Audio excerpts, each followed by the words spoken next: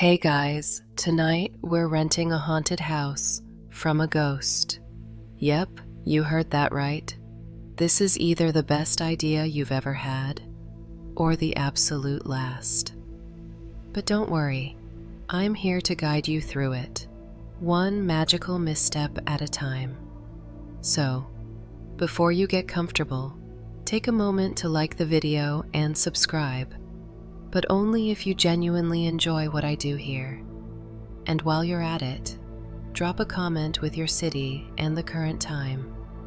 I love knowing where and when you're tuning in from, especially if it's somewhere spooky. Now, dim the lights, maybe turn on a fan for that soft background hum, and let's ease into tonight's journey together. You find the listing late at night, like way too late o'clock, scrolling through the digital graveyard that is obscure rental websites. It's not Airbnb, it's eerily just called One Night. No reviews, no photos, just a single line in bold Gothic font. Victorian manor available for one-night lease, comes furnished. Tenants must not be afraid of permanent residence. You're intrigued. That's probably your first mistake. There's a curiosity that tugs at you, a whisper that slinks between your thoughts. You hesitate, but your finger hovers over the Book Now button like it's a cursed artifact from a museum basement. And yet, click. The confirmation email doesn't even include an address. It just says, "We'll find you." Classic. The next morning, a letter, like an actual envelope sealed with wax, shows up on your doorstep. No postage, just your name in cursive that looks suspiciously like it was written by someone who died in 1836. Inside, a map, hand-drawn, with a little arrow pointing to a house on a cliffside you swear didn't exist last week. Naturally, you pack snacks. You arrive just before twilight, because of course you do. That's when all good stories begin.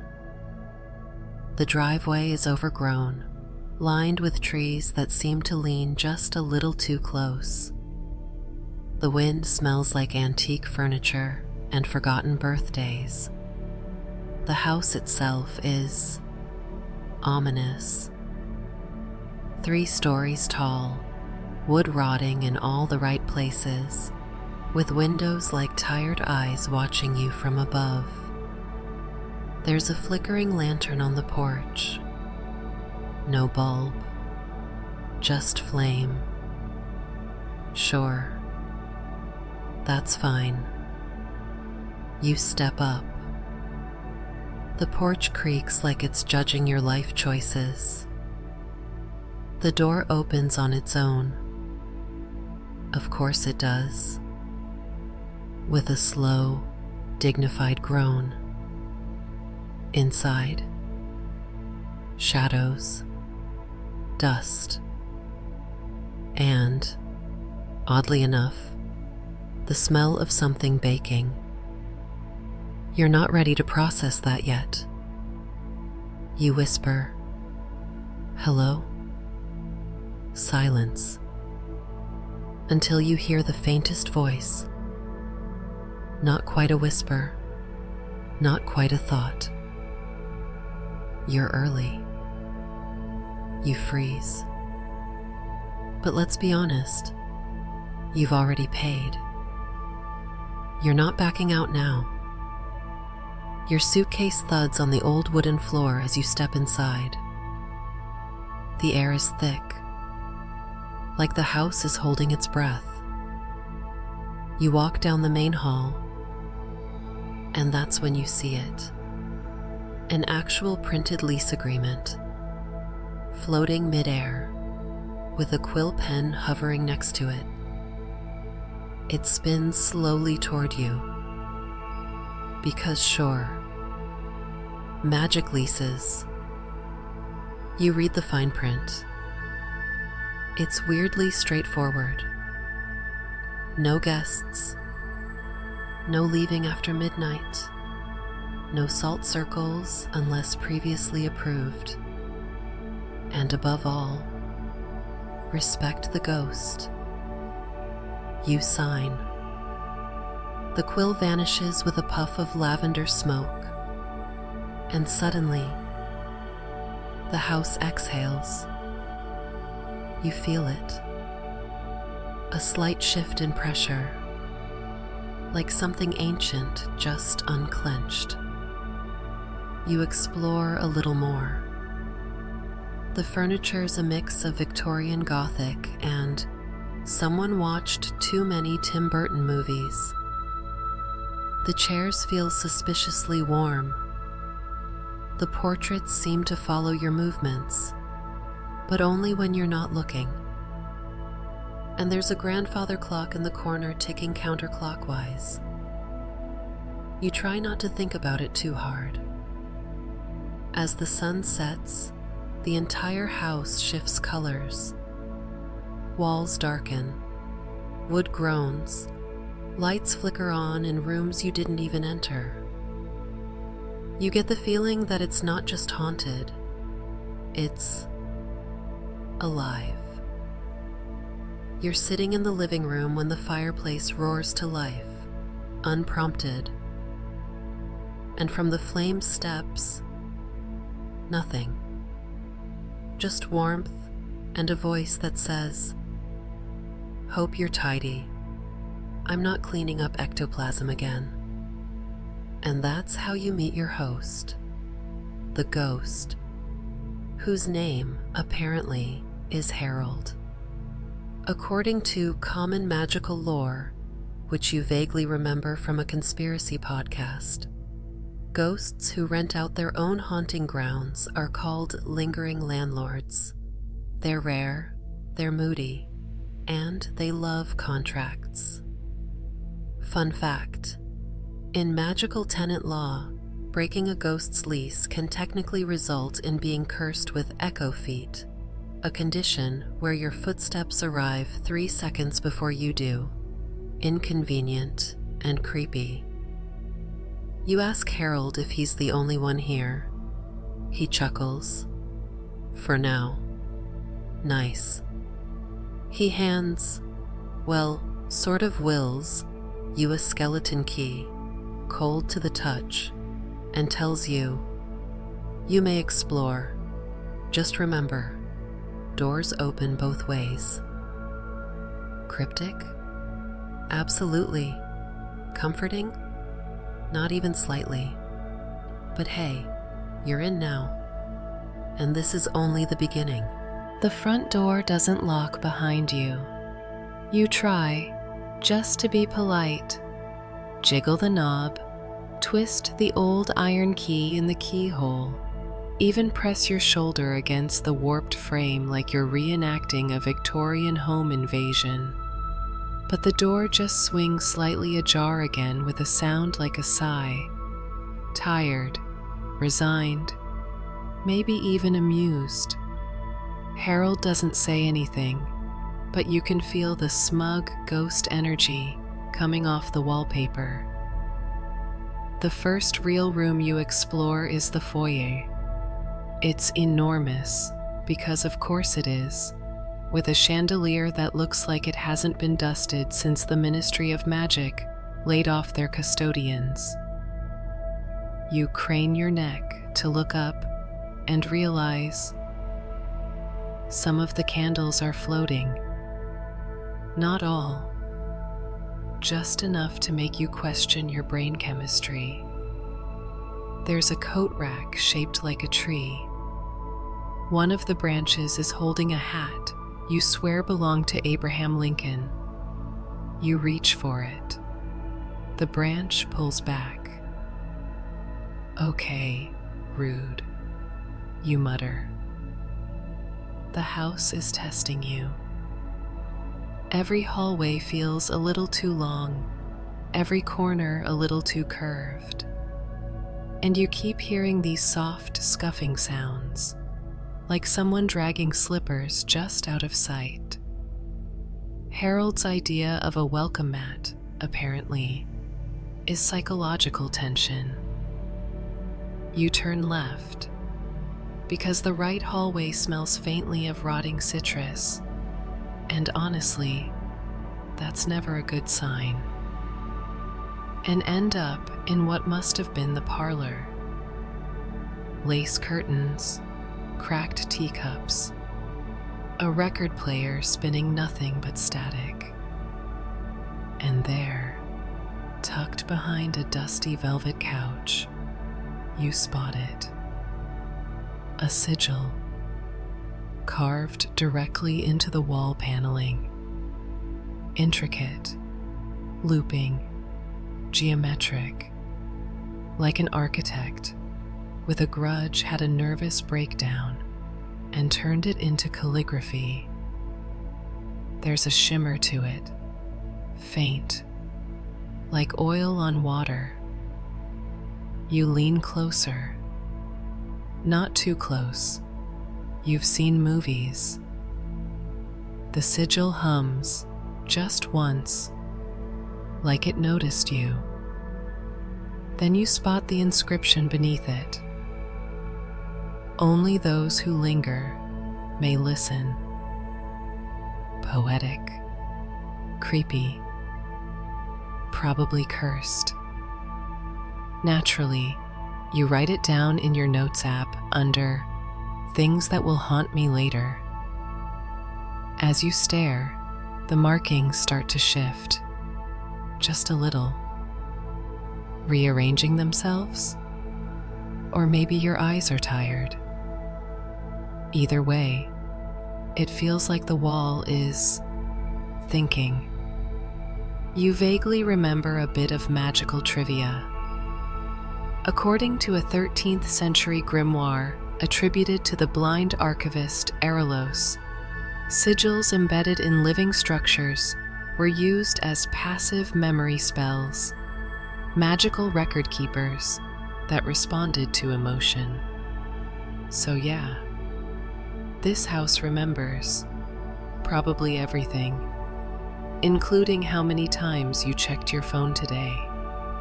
Fun Magic World fact: in certain haunted architectures, particularly those constructed on ley lines, it's said that walls will shift their memories depending on who's observing them. Is it true? Who knows? The magical academia crowd still argues about it. There was even a heated symposium in Prague where a wizard and a psychic medium allegedly dueled over it using interpretive dance. The sigil pulses faintly, once more, like a heartbeat. Then it fades. You realize you've been holding your breath, and then you hear the voice. Ah, you found the foyer mark. Good eye. Harold, floating, no, gliding, in the doorway, arms crossed like he's wearing a cardigan made of smugness. You ask what the sigil means. He shrugs. That one. Memory imprint. The house likes to keep a record of first impressions. It probably knows more about you than you do. You look back at the wall. Suddenly, it seems personal. Don't worry, Harold adds. It only gossips on Tuesdays. You follow him out of the parlor and down another hallway.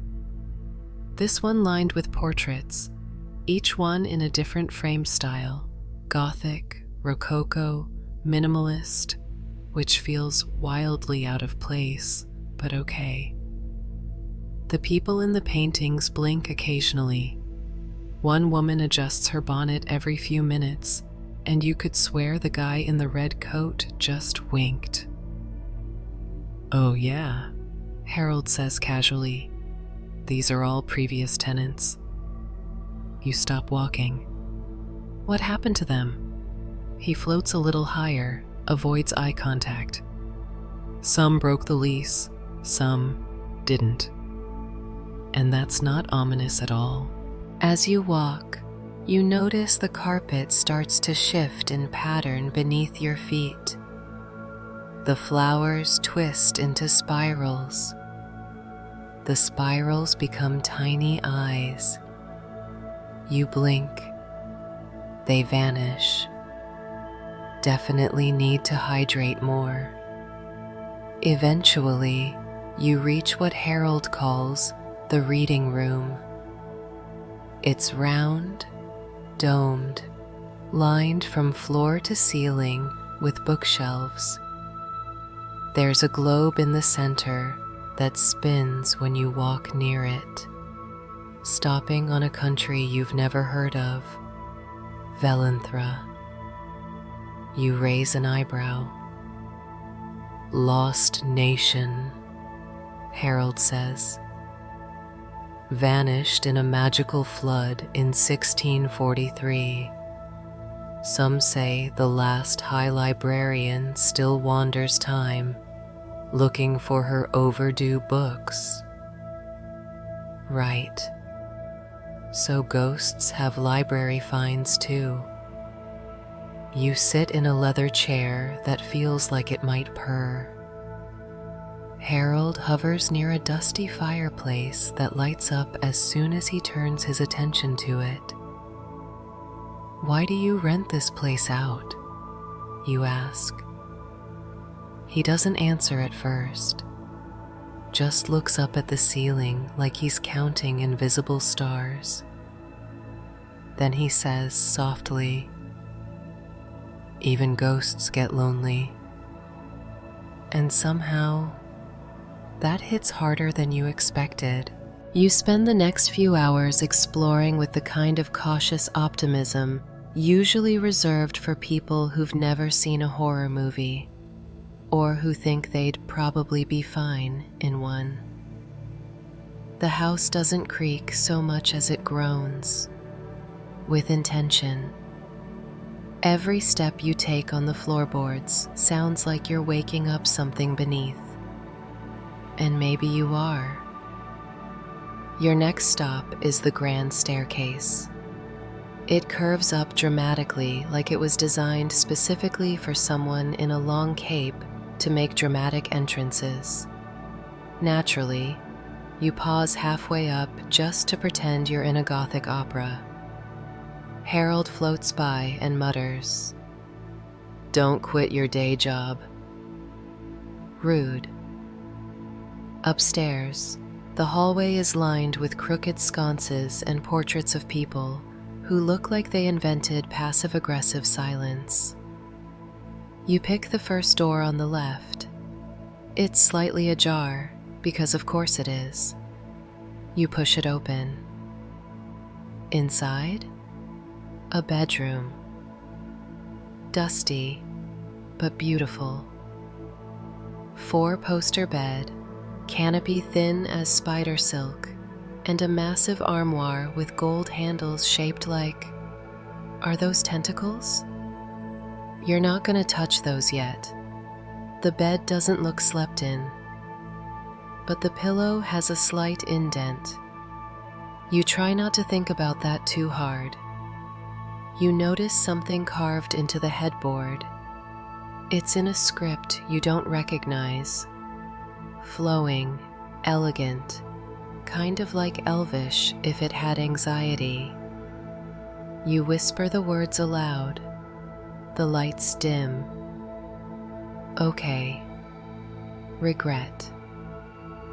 But then, something starts glowing under the bed. Soft blue light, pulsing like a heartbeat.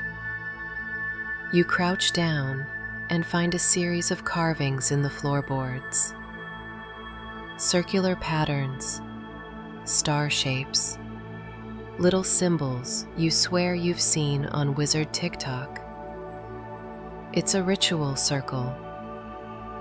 You remember something from a long-forgotten magical theory class, or maybe a Reddit thread.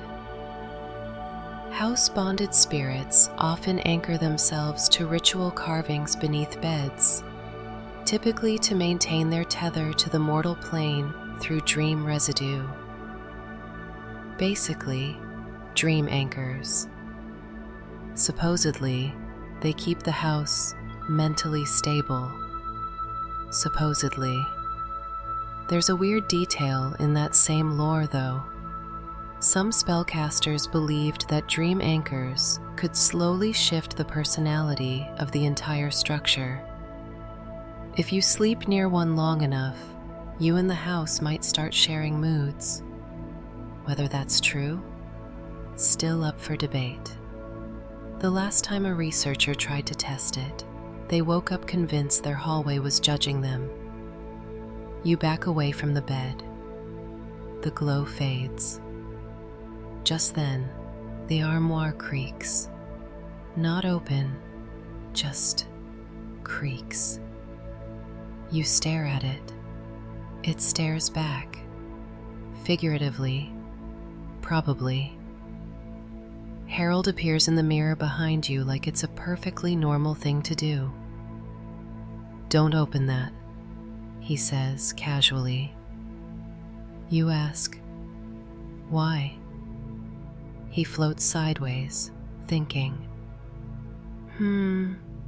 Let's call it a memory closet. You raise an eyebrow. Like sentimental stuff? Harold shrugs. More like the house keeps the stuff it doesn't want to forget. Usually the worst tenants. Occasionally a pet eel. You know, essentials. You do not open the armoire. Instead, you head back to the hallway and find a door with a small plaque. Observatory. That's more your speed. You enter and find yourself in a room with a glass dome ceiling, telescopes everywhere, and a small brass machine in the corner that hums when you breathe near it. The stars above look too close, like painted onto the glass, but they shift slowly, realistically, uncomfortably real. On the far wall, an enormous astrological chart spans floor to ceiling. Planets you recognize, some you don't. One is just labeled Regret, with a tiny comet orbiting it, which feels specific. There's a book open on a desk nearby. You glance down. It's handwritten in cursive, so beautiful, it makes your handwriting cry. The page says, "It is said the Silver Moon Sage invented the first time-binding spell here, under this very dome, adjusting the stars so they would reflect the soul instead of the season." According to magical folklore, the Silver Moon Sage wasn't a person, but a title, passed down from seer to seer across centuries. Each one tasked with recording the emotional orbit of magic itself, wildly romantic and wildly unproven. In fact, magical historians still argue about whether the sage ever existed at all. Some say it was just a metaphor for collective dream energy. Others claim the sage once stopped a comet from crashing into the spirit realm by humming in a minor key. Harold appears beside you. "She used to stargaze here," he says softly. "Couldn't sleep without knowing what the sky was thinking." You stare at him. "You knew her?" He doesn't answer directly, just floats toward the telescope and mutters, "Don't trust Jupiter tonight. It's twitchy." You glance through the telescope. It's pointed not at a star, but at a small, distant window in another part of the house. You squint. In the faint reflection, you see yourself, standing alone, except something behind you is smiling. You whip around. Nothing. But the temperature has dropped. You don't scream. That's the important part. You just kind of whisper-yell your own name into the darkness like it's going to reassure you. It's fine, you murmur to yourself. Definitely not a smiling void entity. Probably just a trick of the mirror, or the ghost, or my subconscious staging a coup. Totally fine. You leave the observatory and head down another hallway, this one narrower, darker, and lined with wallpaper that has the very subtle pattern of hundreds of tiny eyes. You try not to look at them. They do not return the favor. A door at the end of the hall swings open as you approach. There's candlelight inside. That feels like an invitation, or a trap. But hey, who are you to turn down a magically lit room in a haunted manor? You step in. The room is circular and absolutely full of ritual objects. Candles, crystals, a mirror on the floor, and, at the center, a little pedestal bathed in moonlight. The moment you enter, the air gets thick, not heavy, not cold, just meaningful, like you've walked into the middle of a conversation you weren't supposed to hear. Harold's voice echoes from somewhere behind you. Careful, this is where the house listens most closely. The pedestal hums. You inch forward. There's something on top. A flat silver disc, engraved with more of that anxious-looking elvish. You don't recognize the language, but your brain itches trying to read it. It's like it's written in memories you haven't had yet. You hear something, not with your ears, with your thoughts. A song, gentle, wordless, sung by a voice that might be yours if you'd been born under different stars. It grows louder the closer you get.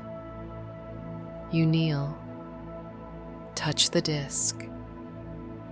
The song stops, and the pedestal flashes with a memory that's not yours. You see a young man, robes, spectacles, very third-year magical graduate student energy, standing right where you are now. He's holding a wand carved with star runes. He speaks, but there's no sound, only the echo of moonlight bouncing off the mirror. Then he disappears, just gone, like he was never there. You blink. The room returns. You stumble back. Harold finally glides in, looking unbothered. Oh, you met Julian. You raise your eyebrows. Julian? One of the more enthusiastic tenants. Thought he could talk to the moon. I told him it was rude to shout at celestial bodies, but did he listen? No. You ask. What happened to him? Harold shrugs. Oh, he's fine. Probably in the mirror dimension, or a poem, hard to tell. You sit on the floor because your legs are suddenly made of noodles and unresolved trauma. Harold floats next to you, both of you staring at the ceiling. And that's when he tells you, about the moonlight ritual. "It's old magic," Harold begins, his voice lower now, like the house doesn't want this part spoken too loud. "Used mostly by early spell weavers to attune themselves to the dream planes. You'd perform it under a waxing moon, usually while fasting or hallucinating, which, let's be honest, often went hand in hand. The concept, according to magical tradition, was simple. Use moonlight as a filter. Strip away the physical. See only the emotional imprint. In theory, it could allow one to perceive time not as a line, but as a glowing spiral of memories and potential futures. And in some ancient corners of magical history, the ritual had a more forbidden purpose: to relive moments that were never yours. There's still debate in arcane circles about whether this was a gift or a crime against reality. Some magical theorists argue the moonlight ritual caused permanent identity confusion. Others claim it unlocked ancestral memory. And at least one rogue philosopher, Bremis the Absent, if you're into footnotes, once proposed that this type of ritual didn't show you memories. It made you remember them, retroactively inserting them into your past as if they'd always been there, which is bananas, but compelling. You look up at Harold. Is that what this room is for? He floats in a slow circle around the mirror on the floor. This room is for things the house wants you to notice. It's not always nice about it. You glance at the mirror. It's still reflecting the ceiling, but the reflection seems off, like it's on a slight delay, or showing you a version of yourself you haven't become yet. You say, "That's a little creepy." Harold smiles. "Wait till you see the kitchen." You follow him out of the ritual room, but before the door closes behind you, you hear it. One last note from that strange moon song. Faint. But there. You don't look back. You are not prepared for the kitchen. To be fair, no one is ever truly prepared to walk into a kitchen where the spoons hum lullabies and the oven door opens like it's got a secret to tell. But still, you figured maybe a haunted house kitchen would be a mess of cobwebs and expired souls in jars. Instead, it smells like cinnamon toast and a bit of something floral. The kind of scent you can't name, but immediately trust. Which, in this house, is probably a trap. You step inside. It's cozy. Genuinely. Like someone's grandmother who dabbled in necromancy once decorated it. The walls are painted a soft, peeling green. Hanging from the ceiling are bundles of dried herbs. Some you recognize, like rosemary and lavender, and others that look like they might hiss if you touched them. A cauldron bubbles gently in the corner, not suspiciously, just cheerfully. You could almost mistake it for soup, until it winks at you. You squint. Did that pot? Harold floats past, already rummaging through a cupboard. Ignore it. It thinks it's people. You watch as he pulls out a floating ceramic cup and sets it in midair. The kettle, already steaming, hovers over and politely pours itself, then retreats to its hook like a good magical soldier. "Tea?" Harold offers. You nod, even though you're not totally sure it won't make your dreams taste like wormholes. He gestures toward the hearth. Sit. The kitchen behaves best when it thinks you're staying.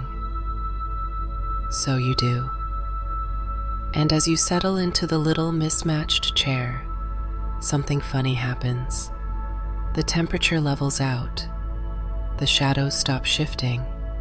Even the lights seem to soften, like they're taking a nap. It's peaceful. Harold sits opposite you, legs crossed mid-air like he's on an invisible beanbag. This was my favorite room when I was alive, he says casually. You blink. You used to live here? Oh yeah, long time ago, back when I still had a body and a very questionable mustache. That raises several questions, which you decide not to ask. Instead, you point to the jars on the shelf. What's in those? He grins. Memories. Pickled. Some sweet, some sour. You peer closer. Each jar has a little label written in looping script. One says, Tuesday Regrets. Another just reads, Marjorie. I don't want to ask about Marjorie, you say. Harold sips his tea dramatically. Good instinct. You notice a small book tucked beside the spice rack. It's titled, Kitchen Alchemy, Binding Flavors to Emotion. You flip through it. One of the entries catches your eye. Warm nutmeg plus vanilla.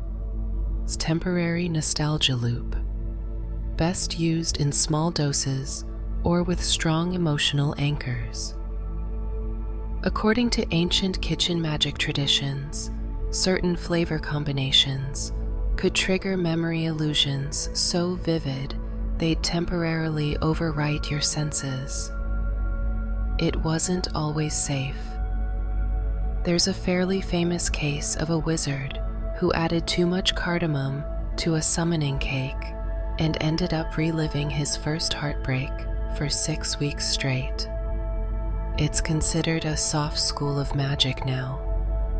Too subtle for flashy spellcasters, but deeply respected among old-school magical cooks, known as flavor binders. And even now, the Magical Culinary Institute still refuses to rule on whether emotional flavor crafting counts as proper spell work. You ask Harold, did you ever try it? He smiles, distant. Once, I made a blackberry tart that tasted like the first time someone held your hand in winter. It cried when we ate it. You sit with that for a second. That's beautiful. And highly impractical, he adds. Tart was soggy by morning.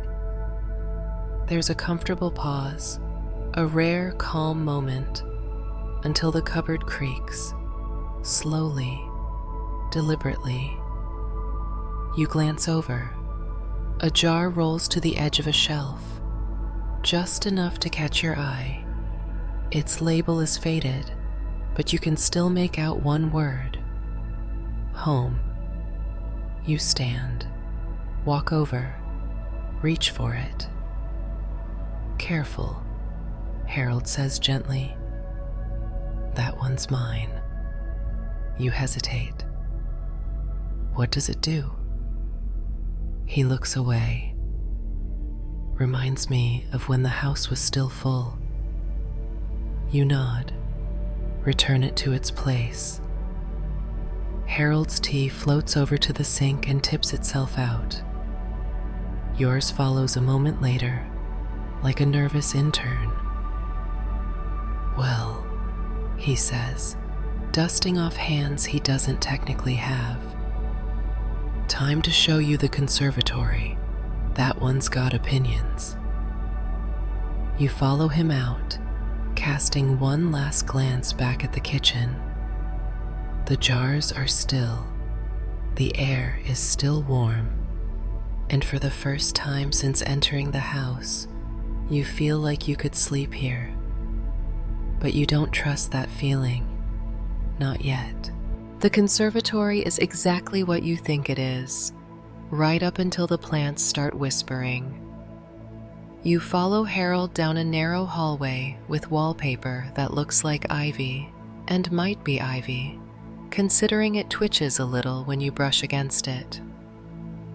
The door to the conservatory is glass, misted over from the inside. You can barely make out vague green shapes moving behind it, not swaying, moving. Harold turns to you just before pushing the door open. Okay, 2 rules. 1, don't feed the orchids. 2, don't tell the ferns they're pretty. They get competitive. You blink. I wasn't planning to compliment any ferns. He nods. Good. They don't take it well. The door creaks open, and warm, wet air rushes out to greet you, heavy with the scent of soil, wet stone, and something vaguely floral with a hint of menace. Inside, the conservatory is massive, not just in size, but in presence. The ceiling arches high above in translucent glass, moonlight spilling in like liquid silver. Vines coil up the beams like they've been trying to escape for years. Every inch of the floor is covered in plants, some in pots, some growing straight from the cracked stone tiles, some hovering just an inch off the ground, because why not? You step in cautiously. A small fern rustles as you pass. You whisper, "Not pretty." Harold chuckles behind you. Smart. You pause beside a flower that looks like a bleeding heart crossed with a peacock. It swivels slowly to face you, and you swear it purrs. You inch away. Another vine slinks toward your ankle like it's considering small talk. This place is alive, more alive than it should be. Harold gestures to a cluster of mushrooms glowing faintly blue in the corner. Those sprouted after a dragon snored near the east wing. Their glow pulses with nearby heartbeats, useful for meditation or interrogation. You stare. Wait, that's a real thing? Oh yeah. Bioluminescent fungi respond to emotional energy. In fact, there's a whole field of magical botany built around that. He floats toward a massive, thorny bush and gently pats it. It shivers happily.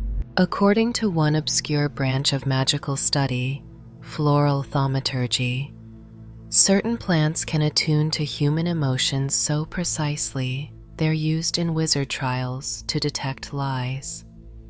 A single sneeze near a bloom called truth root could expose a lifetime of secrets. The ethics of using plants as emotional polygraphs? Still a hot debate at the annual Wizard Ethics Symposium, especially after one vine testified in a libel case. The conservatory, Harold explains, wasn't always like this. It used to be a quiet little sunroom filled with tea roses and modest magical herbs. Then the house started gathering. Some say haunted houses draw spirits, he says, gesturing to a floating seed pod drifting by. But the real truth, they gather memories, and plants remember. You frown. Like, they have thoughts? No, they have feelings, Harold replies. There's a difference. A tree can't calculate taxes, but it knows when it's been loved. That's weirdly comforting. You reach for a cluster of pale blossoms shaped like tiny bells. They chime softly when your fingers graze them, each petal letting out a high, glassy note. The music forms no melody, but it's oddly familiar, like a lullaby from a dream you almost forgot. Harold watches you carefully. Bellflowers only sing for people the house likes. So, good sign. You continue walking, passing under an arch of vines that seems to lean closer with every step. In the far back corner of the conservatory, you spot something odd. A door. Not a garden door. A house door. Heavy, old, slightly sunken into the earth, with rusted hinges and a handle shaped like a crow's beak. Harold hovers just behind you. I was hoping you wouldn't notice that. You turn. Why? He sighs, the sound curling like steam. It doesn't go anywhere normal. That's never a reassuring sentence. He explains, reluctantly, that the door is a seed gate, a type of magical threshold grown, not built. They were used in ancient magical traditions to link emotional spaces together. Not physical places, but states of mind. Dream rooms, memory gardens, repression closets. Basically, a whole magical Pinterest board of psychological interior design. But they're unpredictable. You might step through and end up in a lost memory, or someone else's, or in an echo of something that never happened. The wizarding community is still divided on their origin. Some say the first seed gate was created by the garden maker of Dilith, who believed that sorrow should be walked through like a forest. Others insist they're naturally occurring manifestations of unresolved emotion, magical mold, essentially. You ask, so what's behind this one? Harold looks genuinely unsure. No idea. Could be a forgotten birthday. Could be the concept of regret in fern form. You stare at the handle. It twitches. You decide, wisely, not to open it. Yet. The conservatory plants shiver collectively, like they know something you don't. Or maybe they just heard your stomach growl. Harold gestures back toward the house. Let's get you to the music room. It's less leafy, unless the instruments have grown vines again. Again? You leave the seed gate behind, but you can feel it watching you. Or maybe that's just the ferns. The music room is down a hall that sounds like it's humming. Not playing music, humming. As if the walls themselves are warming up before a concert. You pause outside the door, listening. It's not a song you recognize, more like the intention of one. Like someone thinking really hard about a melody they forgot.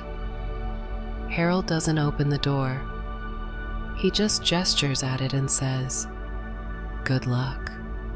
Oh, good. You push the door open and immediately feel it. Reverberation. Not just through the air, but in your bones. The kind of deep, vibrating hush that makes your ribs feel like tuning forks. The room is breathtaking. It's circular again, This house seems to have a thing for round rooms, with walls of dark wood and a chandelier made of what appears to be frozen sound waves. Yeah, you heard that right. Sound waves. Frozen. They shimmer like glass, but flicker ever so slightly, as if still trying to echo something long gone. In the center sits a grand piano. It's slightly translucent, and when the moonlight hits it just right, you can see faint etchings of constellations across the lid. Other instruments hover lazily in midair. A violin, a harp missing 3 strings, even what looks like a hurdy-gurdy that's sulking in the corner. A ghost trumpet floats upside down near the ceiling, occasionally honking like it's clearing its spectral throat. You step inside, and instantly, the room perks up. The violin gently spins. The harp tightens one of its strings like it's doing yoga. The piano sighs. You approach the keys, hesitant. They look like mother of pearl and obsidian, elegant, dangerous. You press one, softly. The note rings out, rich and low, and instantly the room shifts. Light bends. The shadows lean in. The chandelier trembles. And then, the floor beneath your feet begins to ripple. Harold's voice calls from the hallway, just slightly muffled. You played an E flat, didn't you? That one triggers the memory loop. Of course it does. You try to move, but your feet are heavy, like memory is anchoring them. The air thickens. The walls stretch outward. And just like that, you're not quite in the room anymore. You're in a version of it, a memory echo. Everything is the same, almost, but filtered through a dreamlike haze. The instruments look younger, brighter. There's a fire in the hearth that wasn't there before, and soft music playing on its own. A lullaby you've never heard, but know by heart. And in the corner, someone is playing the piano. You walk closer. It's a man in his early 40s, hair slightly wild, coat draped over the bench. He plays effortlessly, and as he does, the notes float off the keys like birds. Actual birds, made of light. He doesn't look up, but he speaks. You hear it too, don't you? You nod, though your voice is gone. He smiles. Good. That means the house likes you. Then, like mist in sunlight, he vanishes. The music stops. The light birds dissolve into sparkles, and just like that, snap, you're back. Harold's floating upside down by the door, looking amused. You met Alton, composer, lived here for 6 weeks, played that same lullaby every night until the room memorized it. You blink. The room memorized it? Sure, some spaces have auditory recall. It's rare, but when a place loves a sound, it keeps it. He floats over to the harp, plucks a string. It giggles, literally, then goes quiet. According to one lesser-known magical theory, Espoused by the ever-dramatic scholar Viola Grimm, music doesn't just linger, it imprints. A powerful enough melody, played with real emotion, can alter the magical frequency of a location permanently.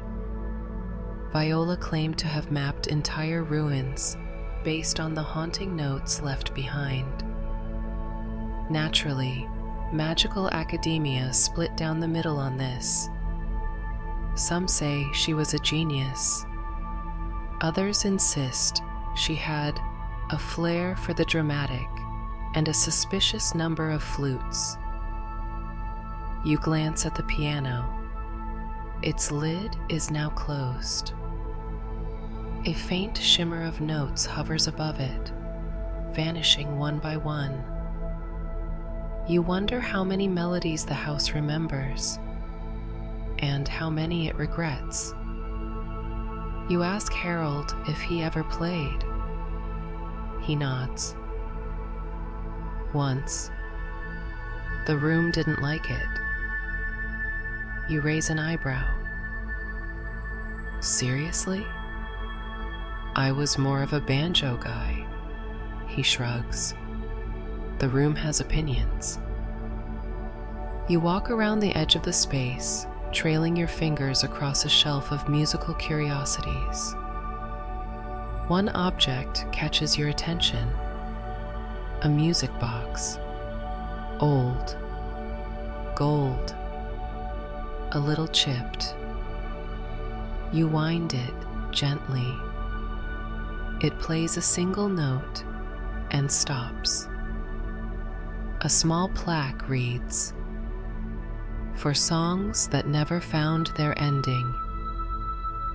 You don't know what it means, but the silence afterward feels full, like a held breath or a goodbye someone was too scared to say.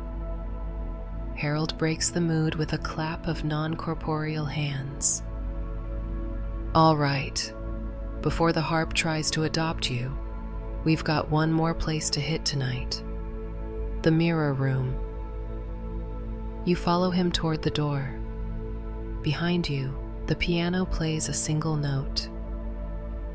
You don't look back. You don't realize the mirror room is a trap until it's too late.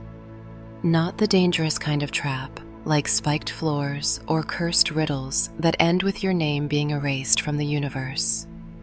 No, this is the reflective kind. The kind that holds up a shimmering version of yourself and whispers, "Are you sure that's who you are?"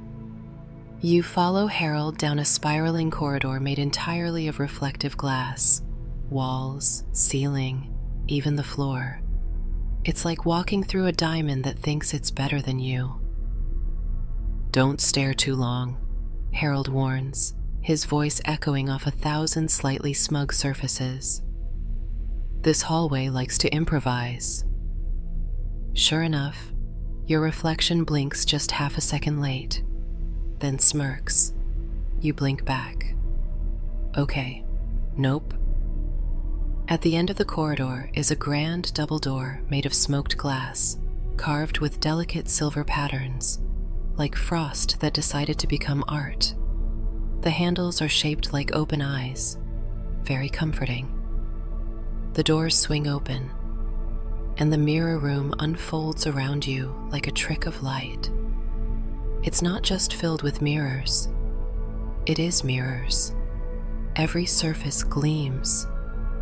The walls, the ceiling, even the chair in the corner is mirrored, reflecting infinite versions of itself into oblivion.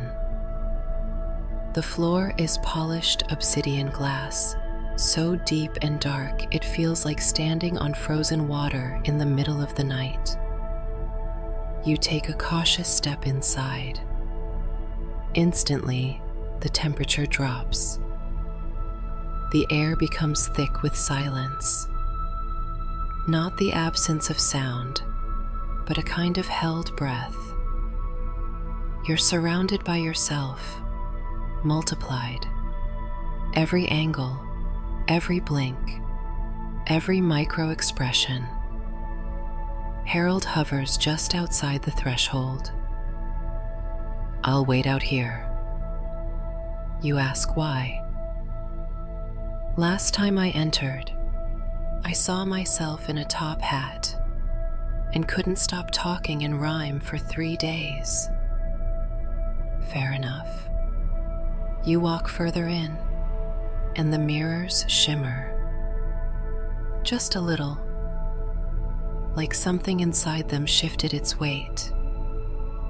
You look straight ahead, and your reflection doesn't move. That's new. It just stands there, staring back, and then it smiles. Not your smile. Too wide, too calm. It raises a hand. You don't. Okay, definitely a trap. Before you can panic, the mirror ripples, like a puddle hit by a single drop of rain, and the image changes. Now it shows you, but different. A version of you dressed in long robes, standing beneath a stormy sky, holding a staff that pulses with light. You look powerful, purposeful, probably dealing with things like magical taxes and sky demons. Then the image changes again. Another you, older, quieter, sitting in a library with glowing books and a cup of tea that seems to be giving you relationship advice. Another ripple. Now you're small, a child, looking into a mirror with awe, reaching out to touch the future. And another. You, but shadowed, alone, sitting in the same room you're in now, but colder, still, as if you never left. You whisper, "What is this place?" And the answer rises up, not as a voice, but a feeling.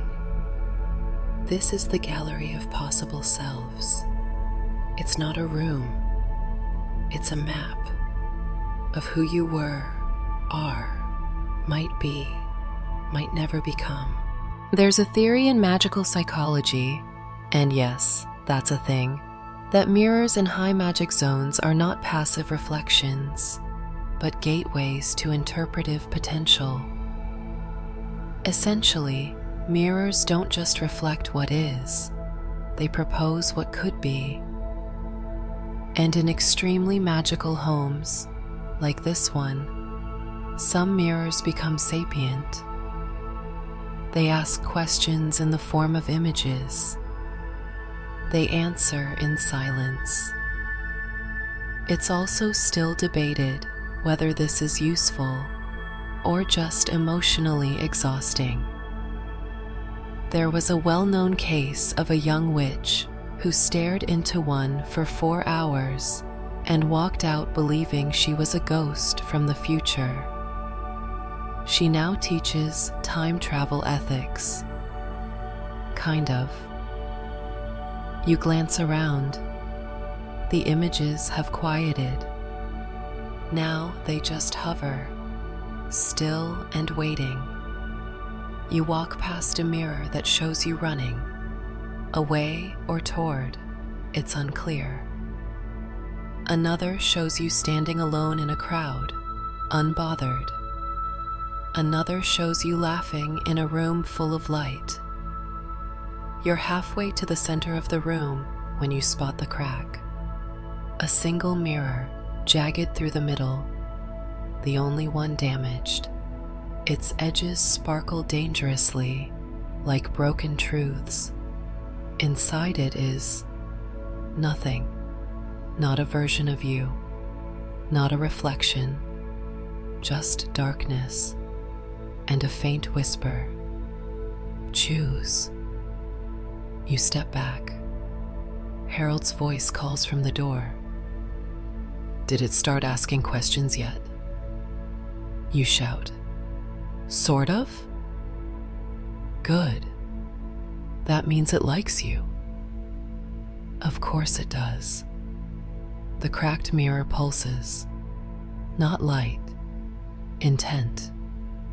It's asking you to acknowledge something. To step closer. You resist, which seems to satisfy it. The whisper fades, and the mirrors go still. One last image lingers as you walk away. You, smiling. Not the forced smile. A real one. Standing outside this house, under morning light. You don't know if it's a memory or a wish. You step out into the hallway, exhaling like you've been underwater. Harold is there, eating ghost popcorn. So, he says, did you meet the dramatic one? Always shows the sad timeline first. Classic move. You say nothing. He pats your shoulder, or tries to. His hand passes through, but the gesture's there. You did good, he says. The mirror room doesn't show you what you want, just what you're ready to see. You don't reply. You're too busy wondering which of those versions of you is watching now. You know how some houses have a basement that just feels like a bad idea? Yeah. This house doesn't even have a basement. It has a cellar of echoes.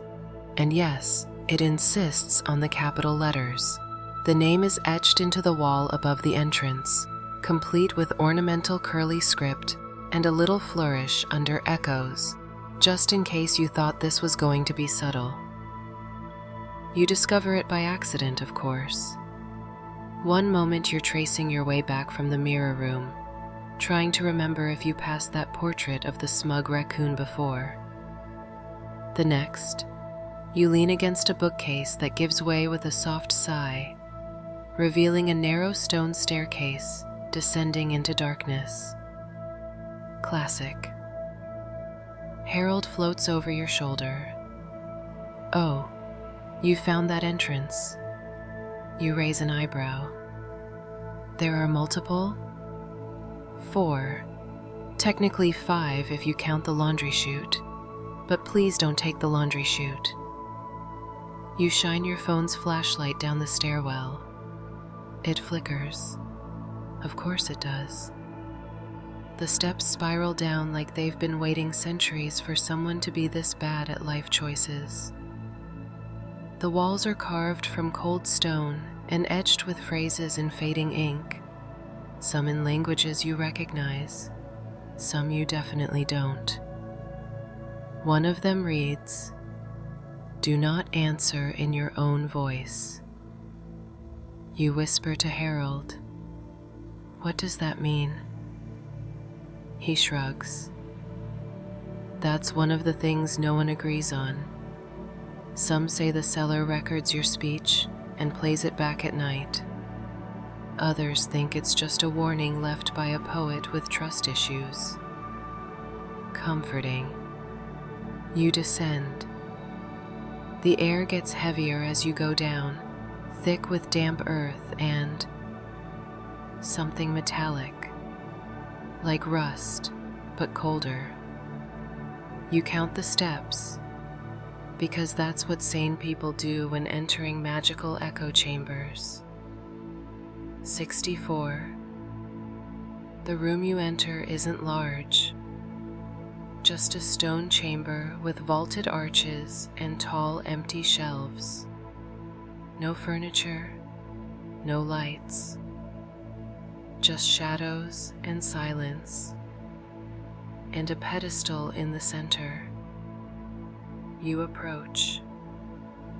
On the pedestal sits an old phonograph, brass horn, crank on the side, little nameplate that reads, "Please return all borrowed thoughts." You don't touch it. Yet. The room starts to hum. It's faint at first, just a soft vibration, like something breathing behind the walls. You glance at Harold. He's frowning.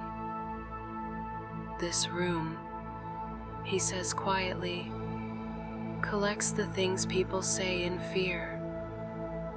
Not screams, words, moments of confession, unfiltered truths. It's like a magical voicemail inbox for regret. You stare at him. You're kidding.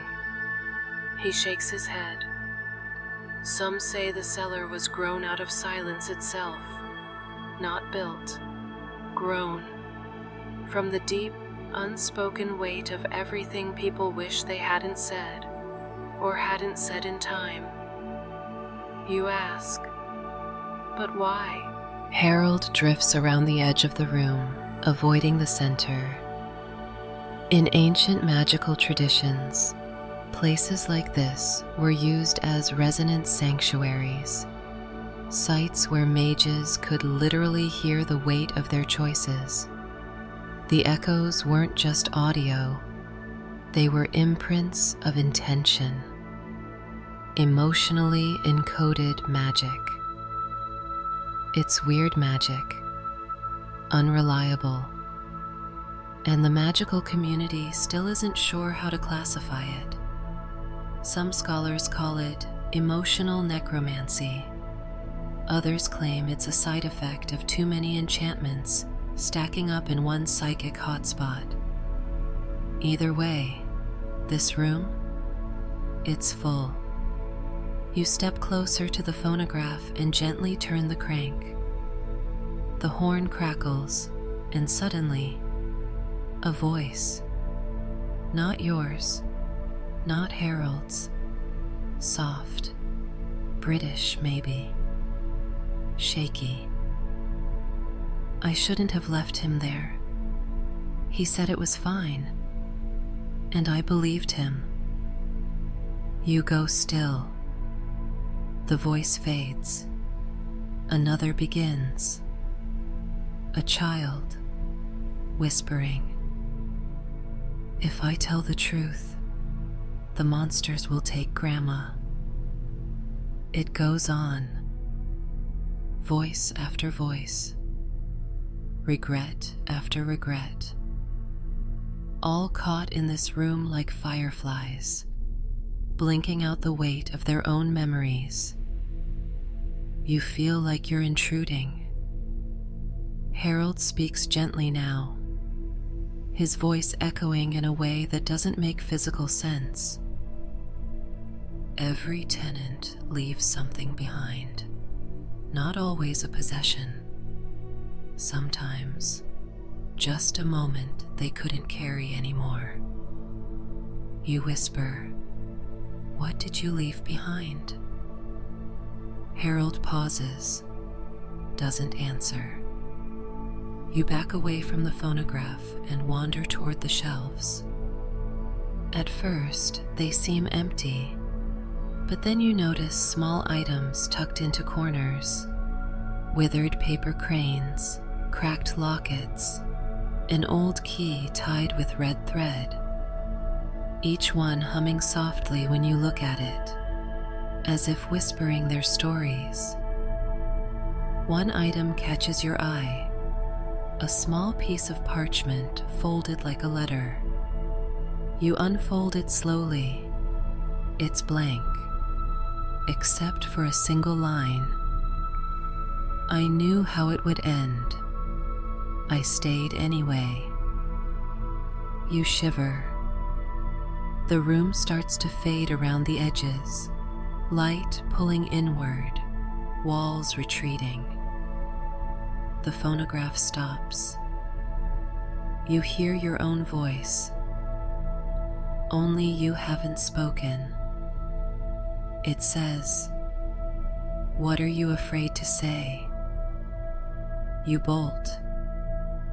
Back up the stairs, two at a time. The walls press closer, the whispers chasing your steps like falling leaves. Harold is just ahead, gliding faster than usual. You don't stop until you're back in the hallway. The secret bookcase clicks shut behind you. You and Harold both stand in silence for a moment. You try to catch your breath. He just watches. Then, quietly, he says, "The house knows more about you now." You mutter, "Yeah, that makes two of us."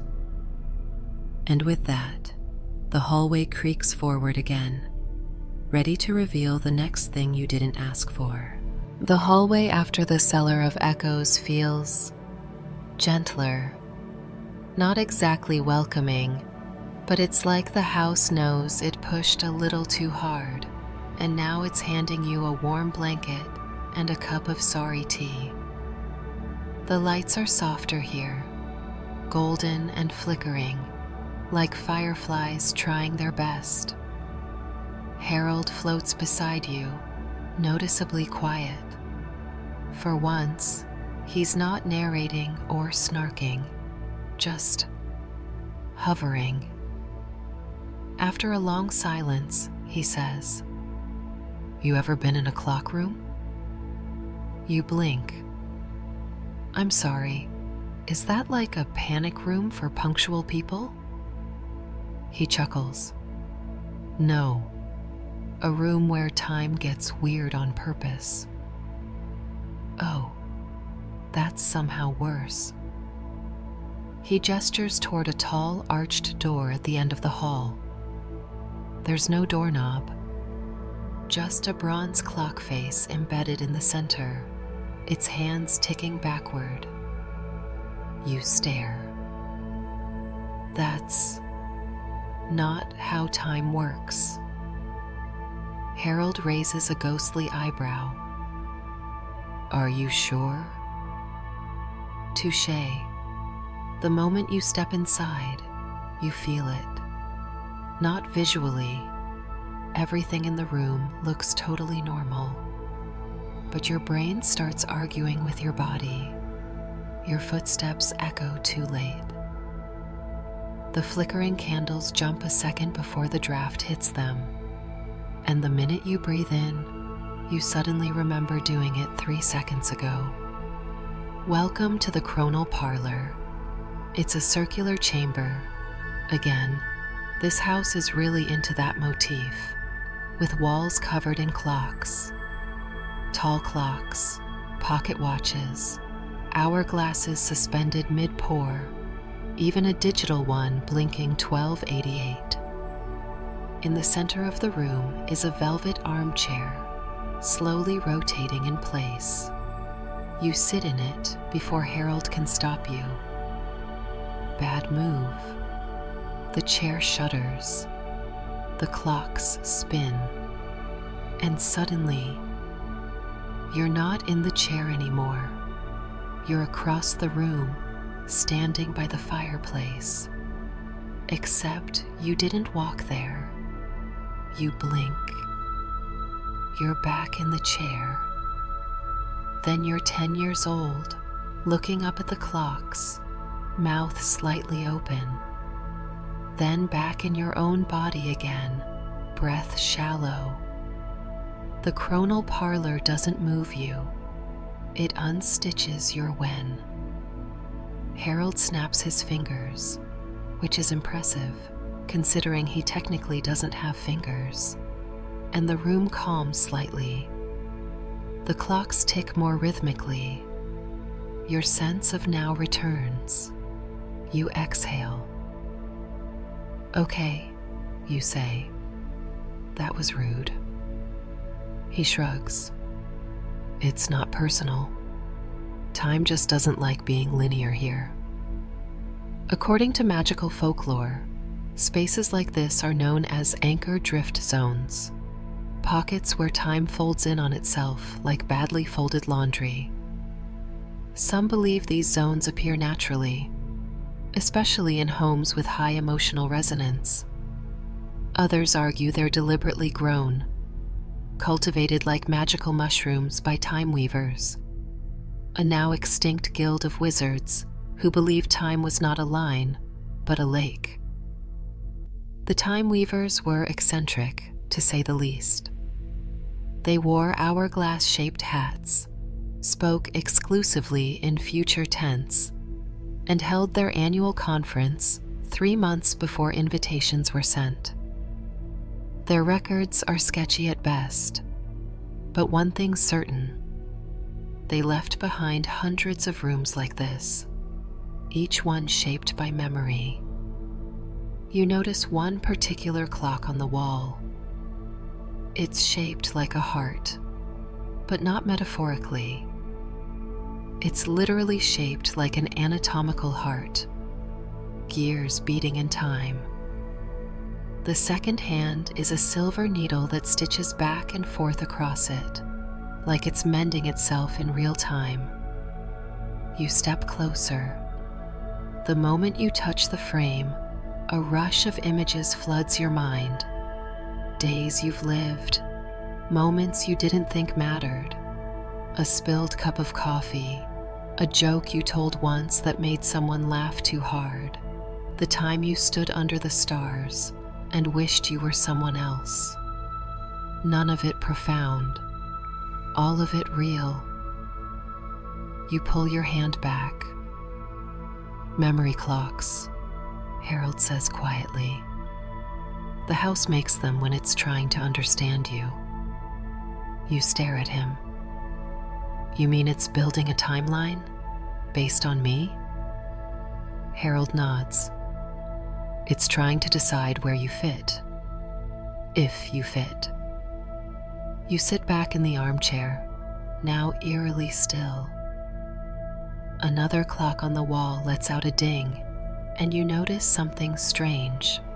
A shadow of yourself flickering just a few steps ahead of where you are.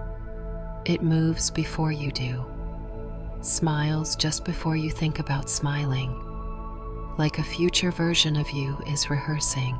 You turn away. Harold floats next to you again. Most people can't handle this room more than a few minutes. Too many regrets in motion. You ask, so why keep it here? He looks at the ceiling. Because time isn't a hallway, it's a house. Every room leads somewhere. Sometimes to who you were, sometimes to who you're trying not to be. You nod slowly. The clocks begin to slow. The room settles, like it's tucking itself back into normalcy. You stand. Just once. You glance at the heart-shaped clock again. It ticks. You think it always will. You walk out with Harold in silence, the door clicking shut behind you. The backward ticking clock in the door face slowly winds to a stop. Where to next? You ask. Harold grins, his old ghost self starting to return. Let's go find the room that doesn't exist. Of course. You follow Harold down a hallway that shouldn't exist. That sounds dramatic, but in this house, it's not even top 10 weird. One moment you're walking past a dusty bookshelf filled with spell books and suspiciously toothy bookmarks, and the next, there's a door in the wall that definitely wasn't there yesterday, or 10 seconds ago. Harold doesn't even pause. Ah, she's in the mood to show you the unroom. The what now? The room that doesn't exist, except when it does. Okay, you open the door. Inside is nothing. No walls, no ceiling, no floor, just space. Black, starless, velvet space that doesn't echo and doesn't end, except in the middle, floating like it's been photoshopped into the void, is a single door frame, standing upright, unattached to anything. No door, just the frame. Harold floats beside you, hands clasped behind his back, like a tour guide in an exhibit called Oops, All Existential Dread.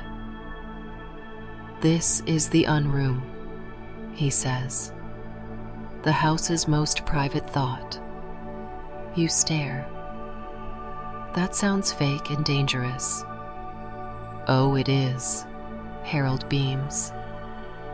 According to obscure magical philosophy, specifically the writings of Malin the Unfurnished, an unroom is a conceptual space formed when a sentient house refuses to commit to an emotion. Not angry, not sad, not joyful, just unready. It's architectural hesitation. The magical community is still torn on whether unrooms are naturally occurring or emotionally self-constructed. Some argue they're psychic closets for emotional overflow. Others believe they're proto-rooms, blueprints the house never finished. Either way, standing here feels like you've walked into the part of someone's brain where they store all the maybes and what-ifs. You step through the door frame. It doesn't feel like stepping at all, more like deciding. And suddenly, you're somewhere, not a specific place, not even a memory, but a sensation. It looks like a living room, but the furniture is sketchy, like someone started to draw it and forgot halfway through. The light isn't coming from lamps, it's coming from possibility. Yeah, you heard that right. You walk over to what might be a couch. It offers you a vague suggestion of comfort. Harold appears, floating upside down from a ceiling that only exists when you look at it. You're in the house's subconscious now. Don't panic. I'm already panicking. Excellent. You're doing great. The room begins to flicker. Words and images pass through the walls like memories on fast forward. You see a woman laughing while carrying a plant that growls softly. A boy floating books mid-air, thrilled until they catch fire. Harold, alive, young, sitting cross-legged and drawing floor plans in mid-air. Then it all fades. You ask quietly, "What is this?" Harold says, "It's the house's memory of people it almost let in, guests who almost stayed, tenants who knocked and walked away." You turn slowly. "And it keeps them?" "Of course," he says. "This house remembers everyone, even the ones who forget it." There's a chill to that thought. You wander farther into the unroom. The space keeps changing. Every time you blink, the layout shifts just slightly. The chair you were near is now across the room. The window that wasn't there is now showing a thunderstorm on the inside. You ask, "What happens if I stay here too long?" Harold doesn't answer right away. Then, slowly, you forget what you were supposed to be. You stop moving. "You mean like memory loss?" He shakes his head. "No. You remember everything. You just stop believing it matters. You get comfortable in almosts. in unfinished. That's the danger. You glance around. The unroom hums now, a low, soothing sound, like a lullaby half remembered. Your thoughts feel a little softer, a little looser, like they're floating. It would be so easy to sit down, to rest. But then you catch sight of something out of the corner of your eye, a painting on a half-formed wall. It's of you, standing in the real house, holding the ghost key, smiling. And you realize something. The house is showing you what won't happen if you stay. You take a deep breath, square your shoulders, and walk back through the door frame. The moment you cross, gravity remembers itself. Time realigns, and the hallway returns. Harold exhales. Good. You came back. Was that in doubt? He gives you a look. Right. You glance back at the door. Gone. Only blank wall now. Not even a seam. Will it come back? Harold shrugs. Maybe. The house only opens that space when it's confused, when it needs to figure you out. You're about to ask what that means, but he's already floating onward. You sigh and follow.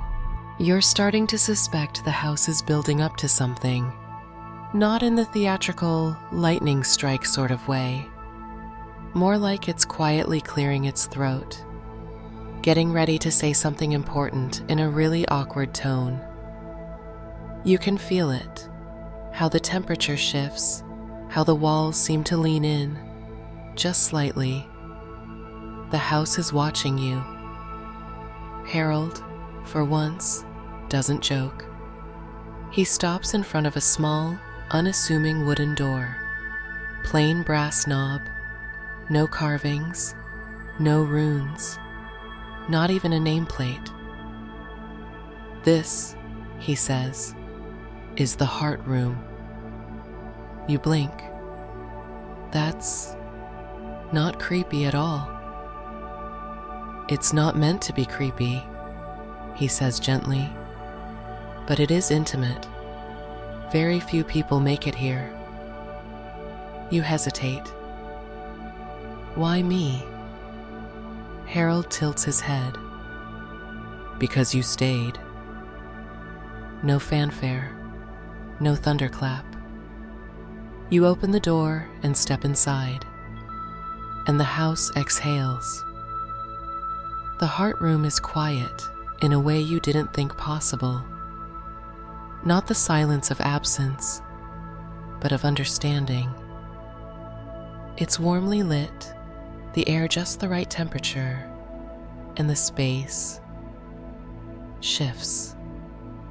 Not physically, emotionally. You're standing in your childhood bedroom, or maybe a version of it, rearranged from memory. Your favorite blanket, yes, that one, is folded at the foot of the bed. On the desk, a book you swore you lost years ago.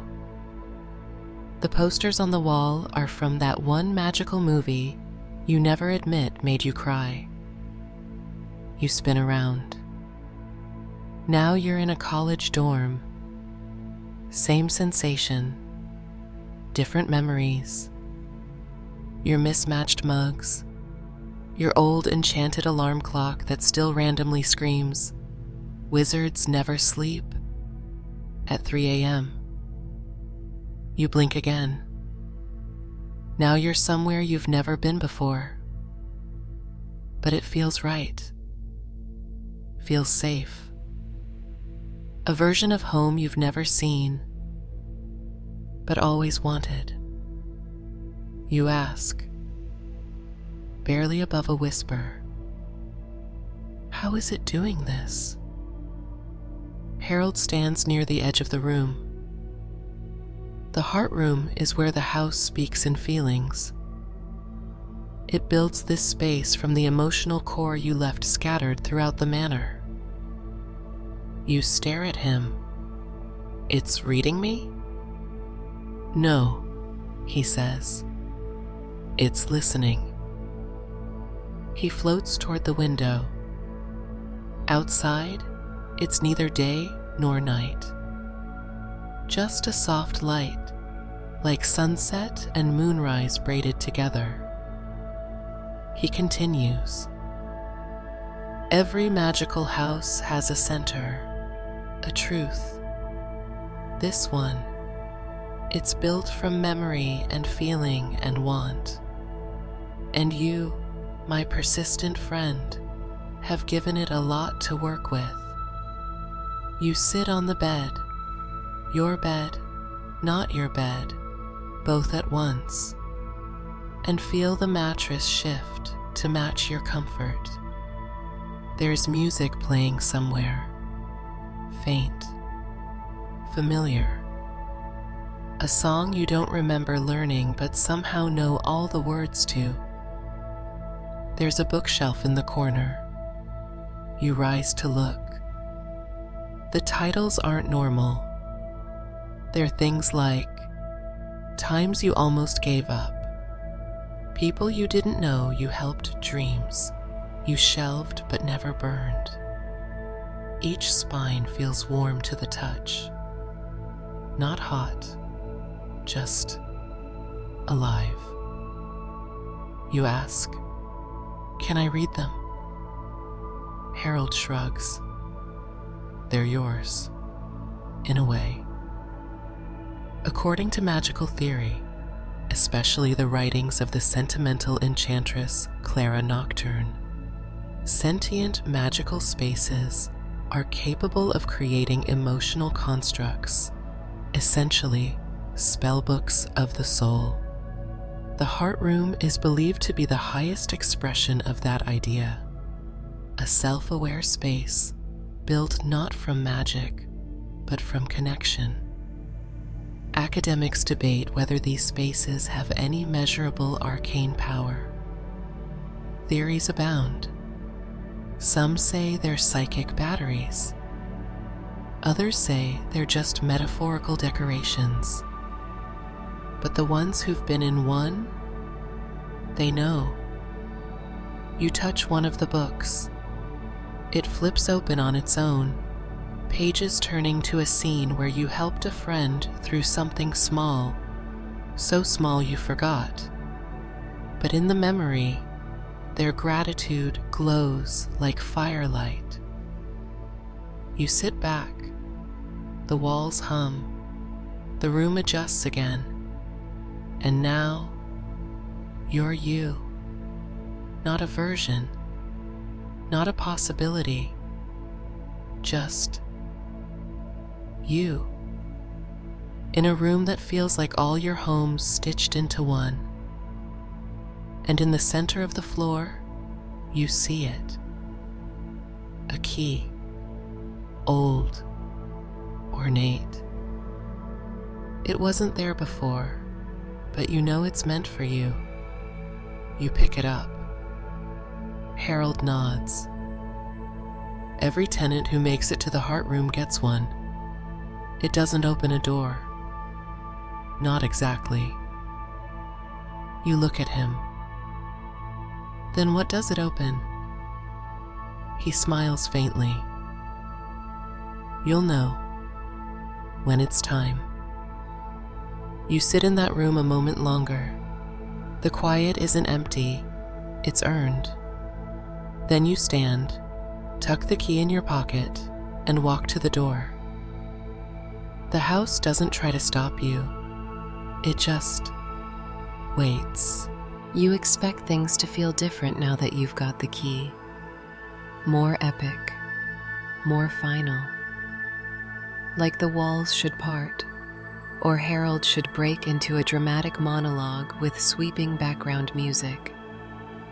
Instead, the house stays exactly as it is, dusty, glowing faintly in corners, humming softly like a place that's been listening to its own thoughts for too long. You turn to Harold. So, now what? He floats lazily in a circle above you, arms crossed. Now you go upstairs. Upstairs, upstairs. Top floor, attic level. You narrow your eyes. The level that's been sealed off since I arrived? He shrugs. Well, yeah. It's only for people who make it this far, or really persistent rats. You head up the grand staircase again, but this time you notice something. The portraits no longer watch you with suspicion. They nod. One even gives a subtle thumbs up. It's the guy in the red coat again. You like him. At the top of the staircase, you find a narrow hallway lined with doors. Most are closed. Some are half open, revealing things that seem far too dreamlike to be real. A room full of balloons that float upside down. A space where snow falls in slow motion. A hallway of stairs leading nowhere and everywhere at once. But your door, the door, is at the end. It's small, unimpressive, bare wood, a simple iron keyhole. You reach into your pocket and pull out the key from the heart room. It's warm, still pulsing faintly, like a sleeping heartbeat. It slides into the lock without resistance. Click. You open the door. The attic is quiet. It doesn't feel magical, not at first. There's dust, sure, and cobwebs, slanted wooden beams, old trunks and furniture draped in ghost white sheets. But there's no shimmer, no music, no whispering vines trying to braid your hair, just attic stuff. You step inside. Then the door shuts behind you. Of course it does. The room shifts. The light changes. And you realize you're standing in what looks like the blueprint of the house itself. Except instead of paper, it's laid out in glowing air. Lines drawn in starlight, slowly spinning around you in 3 dimensions. Rooms you've been in, rooms you haven't. Some rooms that may not even exist anymore. You turn in place. The blueprint responds.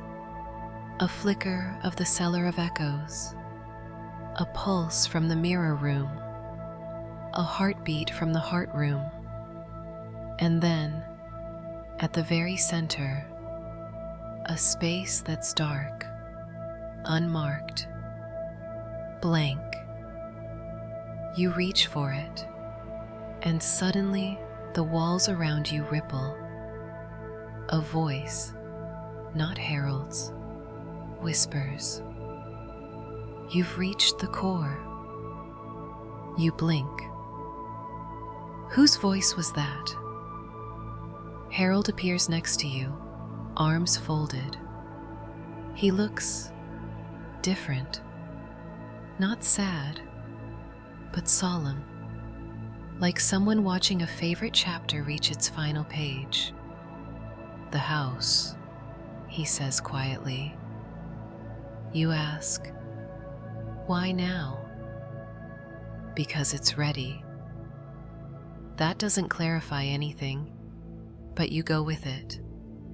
The center of the blueprint pulses again, and this time, a small platform rises from the floorboards, no bigger than a doormat. Upon it, a mirror. Not one of those creepy, magical mirrors that tries to negotiate your self-worth. Just a simple one. Wooden frame. Your reflection inside. You step closer, and for the first time since you entered this place, you see yourself. Not a version, not a fragment, not a twisted timeline or an echo or a magical what if. Just you. A little tired, a little curious, a little more known than you were before. You reach out. The mirror ripples, and a phrase appears on the glass, written in soft golden script. Would you stay? Harold watches. You hesitate. Because that's the question, isn't it?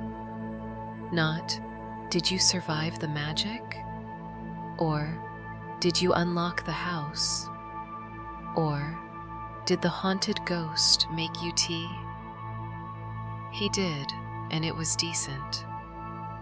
The real question is, now that you've seen all of this, would you stay? You think about it. You've seen memory made into music, regret preserved in jars, rooms that listen, stairs that rewind. You've seen a house that not only remembers, but feels, and somehow it has made space for you. You turn to Harold. Did you stay? He gives a soft smile. I didn't mean to, but one day I realized I never left. You ask, if I stay, do I become part of it? He shrugs. Depends what part you choose to be. You don't answer. The mirror fades, the blueprint dims, and a trapdoor opens in the ceiling. Light spills down, not blinding, but warm, like sunrise after a long night. Harold floats up first. You follow, and for the first time since this journey began, you're headed up. You emerge into light. Not just physical light, though yes, it's golden and soft and somehow smells faintly of clean laundry and old books, but also emotional light, the kind that feels like waking up after a long nap and remembering something important about yourself before your phone ruins the moment. The space above the attic isn't what you expect. It's not cramped. It's not dusty. It's not even really there, in the architectural sense. You're standing in what looks like a rooftop garden, but also a sky observatory, but also a memory from a dream you don't remember having. The floor is made of cobblestones, loosely arranged in a spiral. Around you, vines, wildflowers, and old weather vanes, slowly spinning without wind. And above, a glass dome that isn't glass at all. It's time. Flowing, endless, star-filled time. You can see constellations moving at the edge of the sky. Constellations that never existed outside magical charts. A comet drifts lazily across the dome, leaving a trail of glowing thread that weaves into a word you don't recognize, but somehow understand. You're here, Harold floats beside you, less ghostly than ever. He glows faintly now, not with magic, but with presence. He looks like someone who's finally reached the last line of a very long letter. "This," he says, spinning slowly in place, "is the soul of the house." You breathe in. "It's beautiful." He nods. "She saves this part for the ones who don't run." You walk the spiral path. It crunches lightly underfoot, though you're not entirely sure the stones are real. Around the edges of the platform, little brass devices hum quietly. Weather instruments, astrolabes, maybe even a miniature orrery ticking gently to its own rhythm. And in the center, a chair, old, wooden, comfortable looking, in the way furniture only gets when it's been loved more than it's been dusted. Behind it, a desk built directly into the floor. No legs, just stone and vine, and on it, paper, ink, and an empty journal. You glance at Harold. He gestures for you to sit. Every tenant who reaches the rooftop leaves a page behind, he says softly. Not for the house, not for me, for you. You sit. The chair adjusts. The desk lightens. The journal opens itself to a blank page. The pen rolls into your hand, warm as if freshly held. You stare down, and something stirs. Not a memory, not a vision, just a feeling. You begin to write, not eloquently, not with flourish, just truthfully. A paragraph here, a sentence there. Something about how it felt to walk into this place. Something about the way the ferns judged you.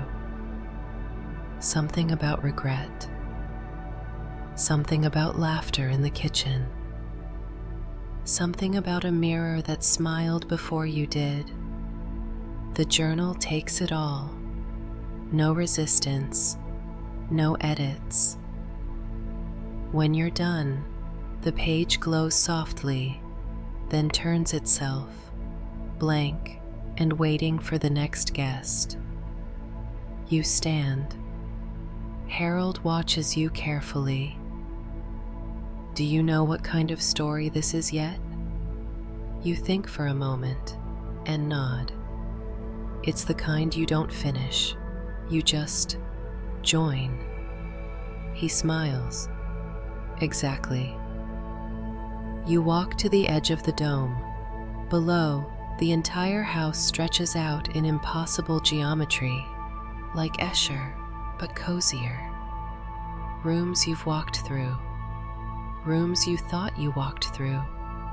Rooms that may have only existed for you, for one moment, and then dissolved into memory. You whisper, "Is the house alive?" Harold looks down with you. She's made of everything that's ever been left behind. So, yes, she's alive. But only because people like you keep showing up. You turn back to him. So what now? He floats backwards, arms open. Now, you decide. Stay. Go. Wander. Return. She doesn't trap. She invites. The comet above pulses once more, painting a streak of warm orange across the sky. Somewhere behind you, a door creaks open that wasn't there before. An exit, or maybe just a different kind of entrance. You step toward it, not quickly, not with certainty, just with peace. Harold raises a hand. Come back sometime. She always remembers. You nod, and the door closes softly behind you. You descend into morning. Not a metaphor, an actual, full-bodied morning, like the kind that smells like dew and possibility.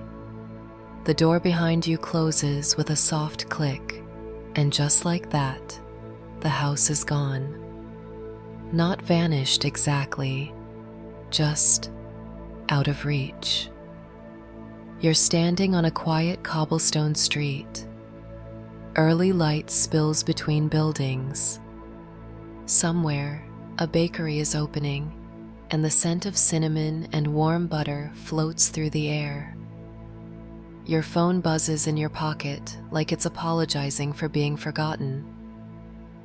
It's 7:03 a.m. You look down at yourself. Clothes unchanged. Same bag, same shoes, same everything. Except, of course, not the same. You turn around, expecting to see the house.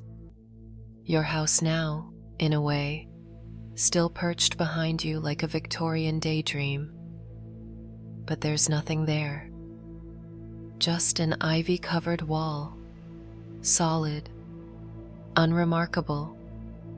No door, no gate, no herald waving a ghostly hand and offering you tea on the way out.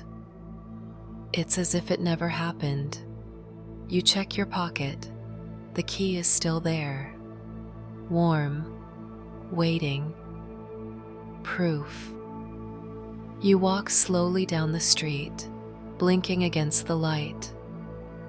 A cat watches you from a windowsill with that "you've seen too much" expression. You nod at it. It does not return the gesture. As you pass a bookstore, something catches your eye. In the window, a small wooden sign that reads, "Available for rent, one night only." You stop. Below it, tiny handwritten text. For the curious, for the kind, for the ones who ask good questions. You smile. Of course. You keep walking. In your head, you replay the rooms. Not all of them, not in order. Just flickers. The music room, the mirror that smiled, the spellbook of your own life, the warmth of the kitchen, the cold of the cellar, the feeling of sitting at that desk and writing your truth with no one watching but the stars. The house didn't just want a tenant. It wanted a witness, a participant, a friend. There's an old saying in the magical world. Haunted houses don't trap souls, they attract hearts. Whether that's a romantic notion or just old spellworker poetry, the magical community still hasn't agreed. Some believe houses like this are merely dream constructs, reflections of their visitors.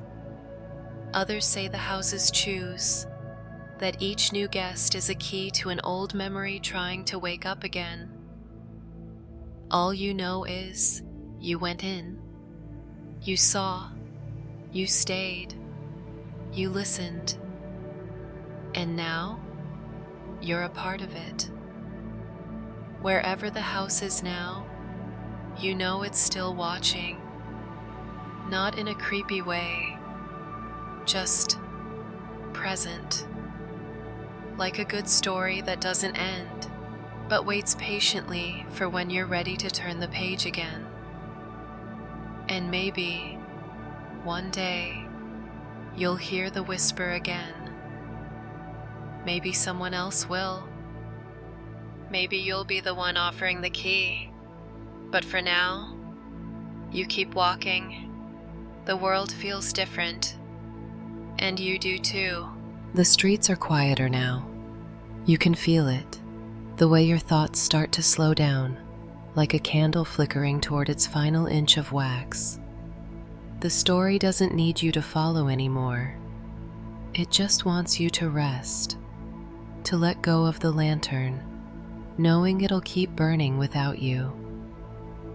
The key in your pocket is warm, but steady, not calling for anything, not unlocking any final mystery, just being there, like a gentle hand resting in yours.